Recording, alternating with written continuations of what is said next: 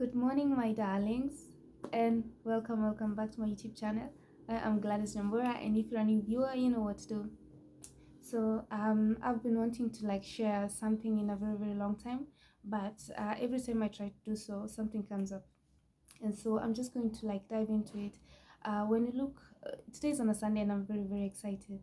All the moods, like the church, people are nice today. It should be like that every single day. And big up to every person out there trying to make a better place every single day, not only when they have to go and worship.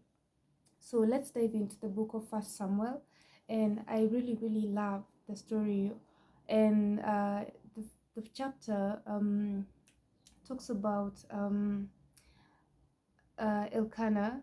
Elkanah had two wives, Hannah and Penina. Penina had children, but Hannah didn't have any children. And so, every time they would go to offer sacrifices, Penina would receive hers and the sons and daughters. And so, Hannah would just go on and have double portion since she didn't have any children. Like Elkanah would just do that for her. And so, first of all, I would like you to know that Hannah was facing criticism and mockery from Penina for not having children. And so, one time they were having dinner, and so Hannah had been a prayerful woman. She would go to church and pray.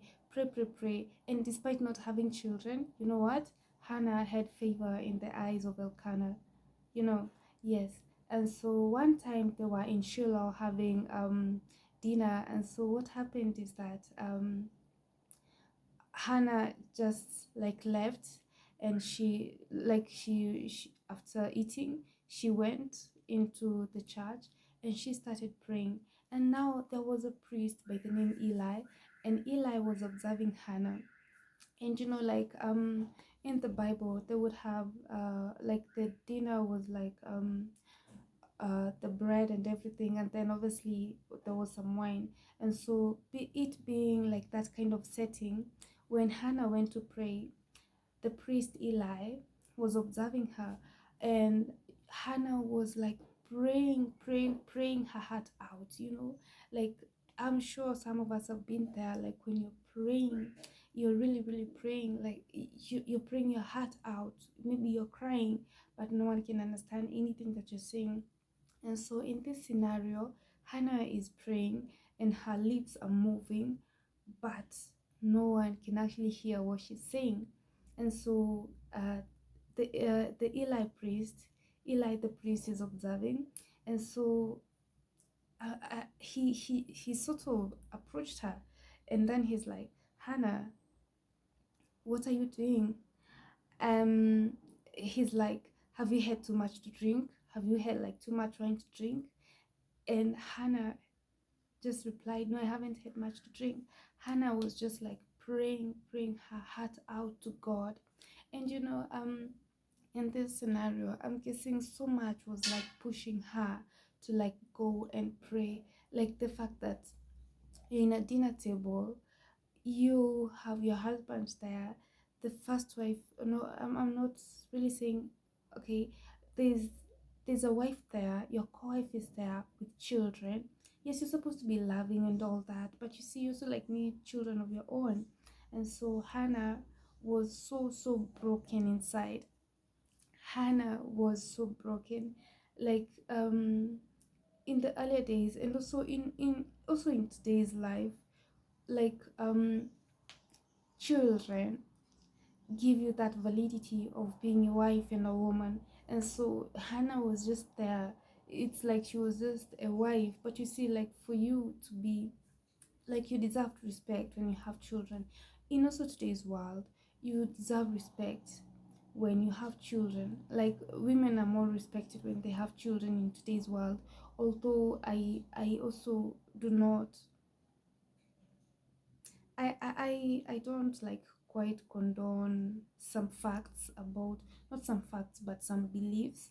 I tend to believe that the women that do not have children by choice, and the women whose situation is inevitable, and so that should not be a factor.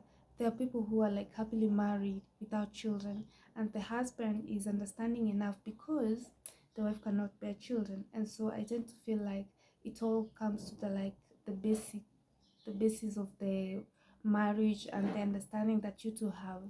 And so let's continue with the story. The priest is worried that maybe Hannah is a little drunk from the wine in the table. And so Hannah just continues to like pray her heart out. And so what happened is that that night when Hannah went home, um, Elkanah, the husband, made love to her. They made love.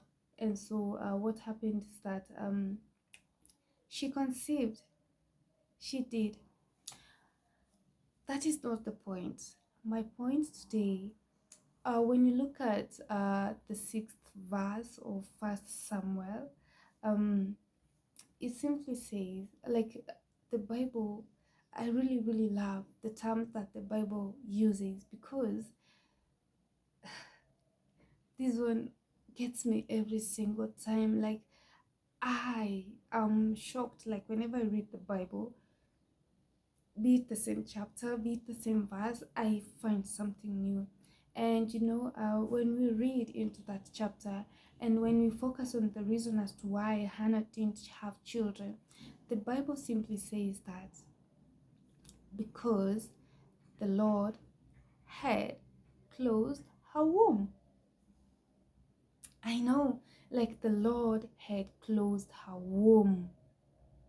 And so this day, Hannah went on her knees, cried her heart to God. And guess what happens? The Lord opens her womb. What does this mean? Like this speaks to me, and this speaks to me in such a manner that it keeps on reminding me that my situation is not permanent. Whatever I'm praying for will most definitely come to pass.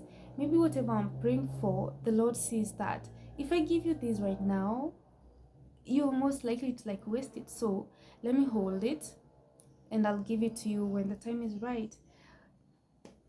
I'm sure each of us during like the COVID period went through a lot. Most of us closed down our businesses. Most of us just like went through a rough patch. That should let you know that your situation is not permanent. And so this specific verse in First Samuel, like the fact that the Lord had closed her womb.